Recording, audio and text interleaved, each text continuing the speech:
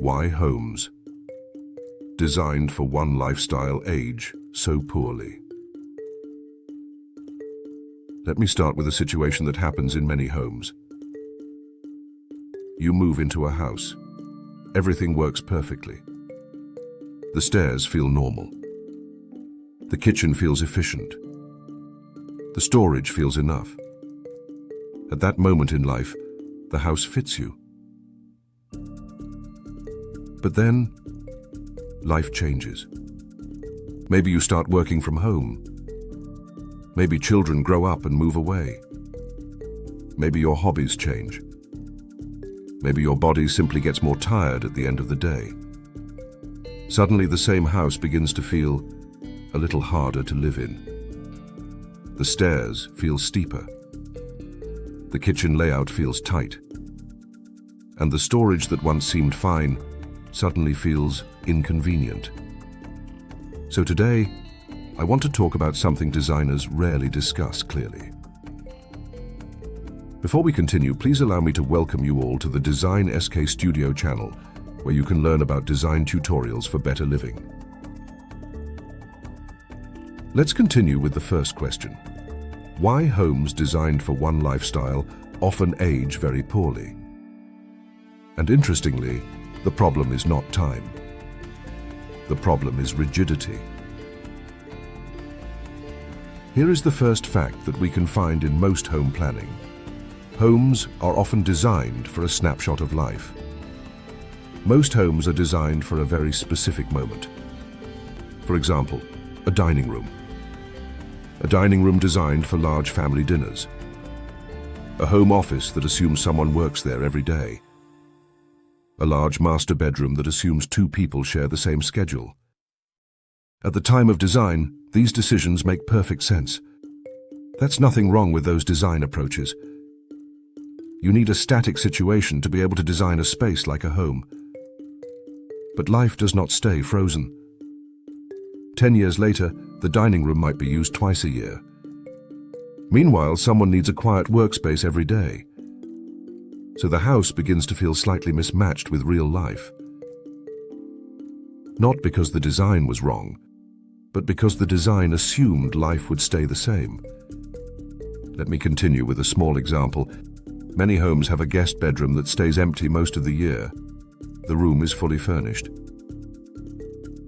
The bed is made, but the space sits unused most of the time.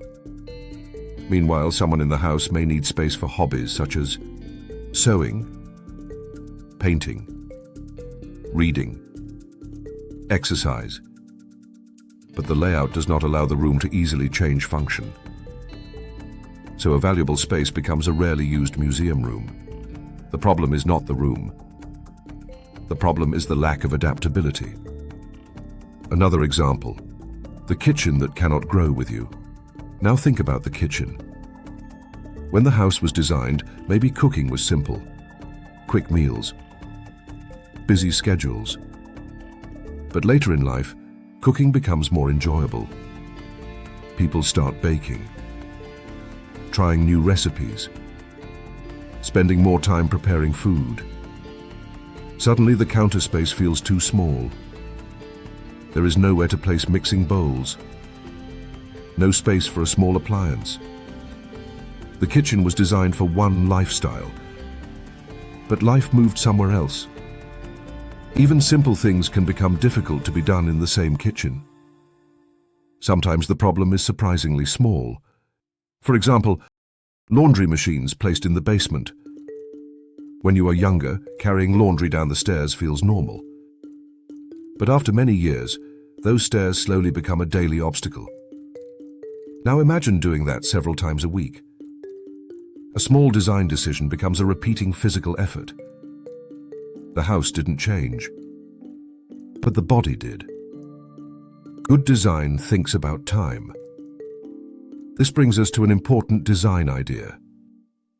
Good design is not only about how a house works today, it is also about how it can adapt tomorrow. Designers sometimes call this adaptability. Or sometimes other designers call this temporal resilience. In simple words, it means, can the house adjust as life changes?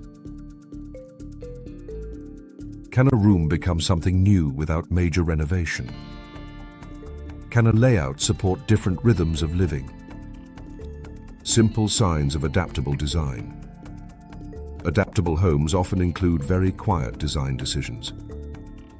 For example, a room that can become a guest room, a hobby room, or a home office. Extra electrical outlets in flexible locations. Furniture that can move easily. Open floor areas that allow different arrangements over time. Even small adaptation help to accommodate the family activities. A wider hallway for a family when they enter the house. A bedroom that allows future adjustments. A kitchen layout that leaves room for new appliances. These decisions may seem unimportant at first, but over many years, they make a house feel forgiving instead of demanding. The quiet idea behind adaptability is, at its core, adaptability is about respecting one simple truth. Human life is not static. Our schedules change. Our work changes. Our bodies change. Our interests change. So a good home should not force life into one rigid pattern. Instead, space should allow life to shift naturally. When that happens, a house can support someone for decades without feeling outdated. So far in this series, we've talked about function, movement, storage, and adaptability. But there is another layer of design that quietly influences all of these. Something that shapes how a room feels throughout the day. In the next episode, we will talk about something many designers underestimate. How light and atmosphere influence daily behavior inside a space. Because sometimes the difference between a tiring room and a comforting room is simply how the space receives light. Okay, you got a clear and simple explanation about adaptability. Design SK Studio channel is the place where you can learn about design tutorials for better living. Please subscribe, like and share with other enthusiasts who have the same interest as you. See you in the net. Educational videos. Take care.